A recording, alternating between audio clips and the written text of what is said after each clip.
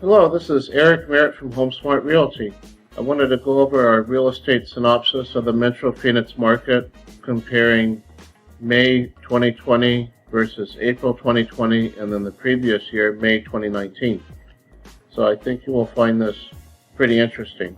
March 15th, we had about 9,200 active listings when COVID-19 started, when everything got shut down. The end of March 31st, we had 11,000 active listings. April 30th, we had 14,000 active listings, which was our peak during the pandemic. So that equated to a nearly 2-month supply of 1.96 right here. The end of May, last month, we had around 12,000, and then that's 7,043 closed transactions we had. This month so far, right now we had 9,290 active listings as of June 24th, and we had 6,545 closed, so we're tracking 8,181.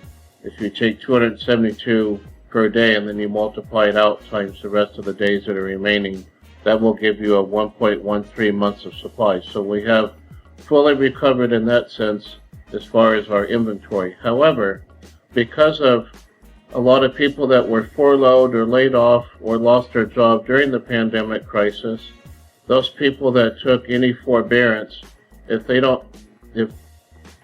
not able to pay the remaining monthly payments, including the one that is due, then that could be a problem down in the future. So there could be a shadow of inventory in September, October, November of this year, and the homes that are under 300,000. But to those demographics that work in like restaurants or hotels or any type of business affected by the pandemic.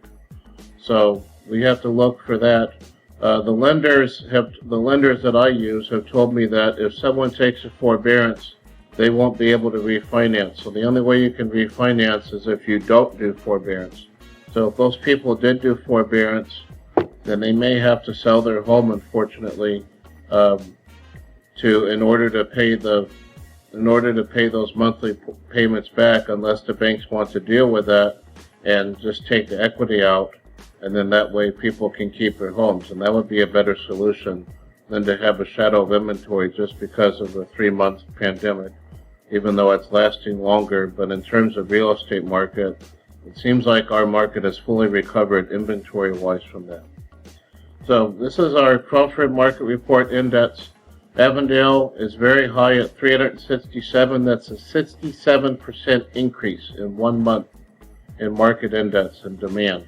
Glendale 317.3, 53% change. Maricopa 44% change. Maricopa, the number 3 city in the Phoenix metro area in market demand. Most cities have gone up 30 to 45%. Tempe did go up 52%. And even PV, Paradise Valley, has gone up, and Scottsdale gone up 25, 26%. But those price ranges are usually 500,000 to as high as $15, $20 million. So that's why the market demand won't go up as much on those, because of the price of the listings, price of the homes. So West Valley cities, Avondale had nearly 16% increase in the amount of transactions. 13 homes more were sold. 4.1% decrease in average sales price, $266,845 versus $278,303 the month before in April. Buckeye, conversely, had an 18.2% less transactions, 46 less homes sold, and but yet the average sales price went up by nearly $10,000, 3.4%. Goodyear was pretty much flat, only had 5 less sales, 3% less sales, and the average sales price was just under 1% increase, so $2,600 increase, $338,560 versus $335,967. Peoria had a very good increase here, an average sales price $10,000, 4.4% increase, 12.7, nearly 13% more transactions in May of 2020 versus April. Tolleson had a Tolleson had a $500 increase, so nearly flat, only 3 less sales, and pretty much flat on the average sales price. So The synopsis of the West Valley: 4 out of 6 cities went up in average sales price May 2020 versus the previous month of April. All West Side cities collectively went up less or went down less than 1% in closed transactions. Only Avondale and Goodyear went down slightly in average sales price from April to May. And comparing May 2020 to May 2019, Tillotson had the highest appreciation at 8.7%. All the West Valley cities averaged 6.1% collectively. Now the East Valley cities: Apache Junction went down nearly 31% in number of transactions and sales, yet the average sales price went up 5.2%, 244, 142 to 256, 845. That is nearly $40,000 higher than the average sales price peak of 2007 for Apache Junction. Mesa had 6% less, 43 less homes were sold in Mesa. The average sales price only went up by 1%, very little.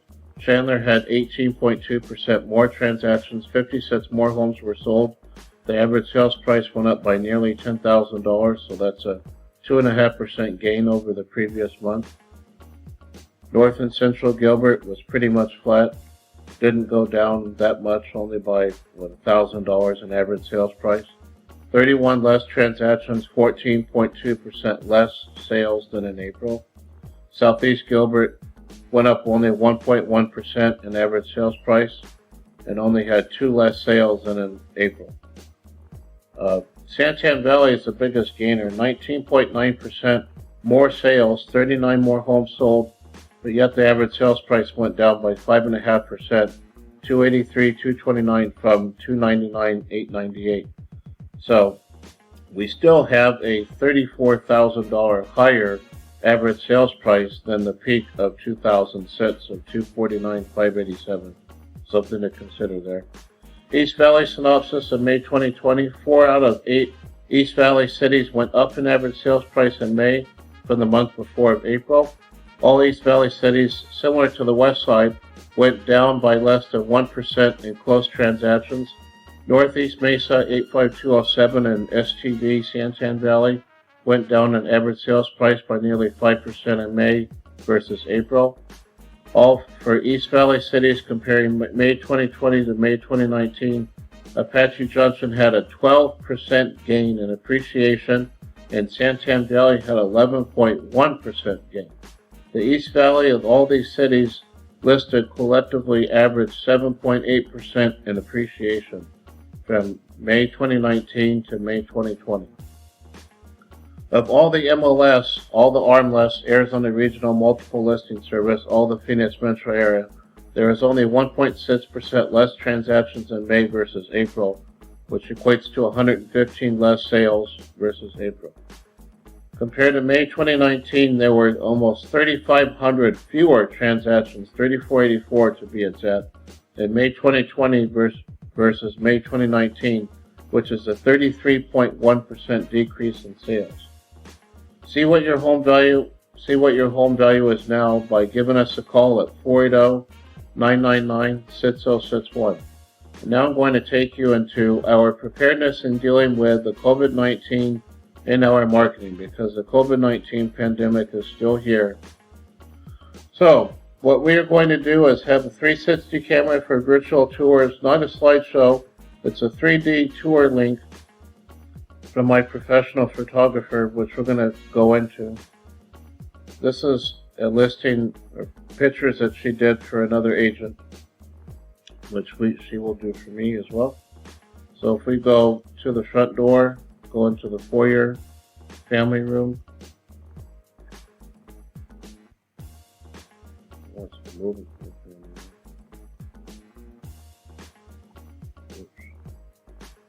Okay, there we go. Here's the kitchen, dining room, kitchen,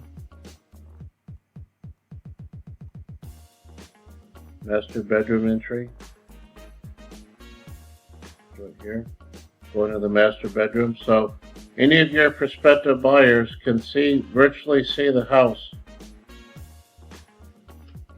And then the real serious people, after they virtually see it, can tour your home. So that means less people will be entering your house, which is better for you, for your safety. So going in the backyard, you can see the pool, which is right behind us, right here. Very nice pool, by the way. Go back into the family room in the house. So that is what a virtual tour looks like. And we can do this for an open house as well. So if you don't want an actual open house, we can do a virtual open house in the same way, doing this method. So that is a virtual tour. Floor plan layout using the Matterport format for the pictures. CBS code will be required for all agents to enter your home for them to call us to get access. So what that means is, normally when there's an electronic lockbox on the side of your home, all they have to do is put in their remote key in their phone or an electronic key, which I have, open the lockbox. But if it requires a CBS code, they have to manually enter the CBS code, and the CBS code has to come from us. It comes from me, the agent. So that way you know exactly when your home is being shown and by whom. Each listing will have a bottle of disinfectant wipes and hand sanitizer, and booties are on order for prospective qualified buyers. To find out what your home value is, just click on this link. You'll go into what is your Metro Home Phoenix worth. Enter your address, hit submit, and 10 to 15 seconds it'll give you a pretty accurate number based on the algorithms that it already has inside. 10% of the time it will not, because if there's not enough comparables to compare it to, then we have to do a Realty Property Resource Report, or short for RPR, and we can email that to you, sent to your email.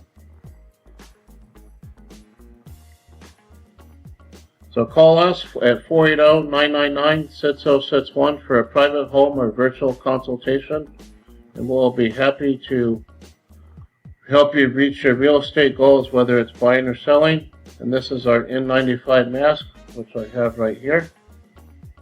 That will put on. I wear this everywhere I go out in public. We have hand sanitizer, Clorox disinfectant wipes, and wiping. So that is our real estate synopsis comparing May 2020 to April 2020 and the previous year, May 2019. Thank you very much.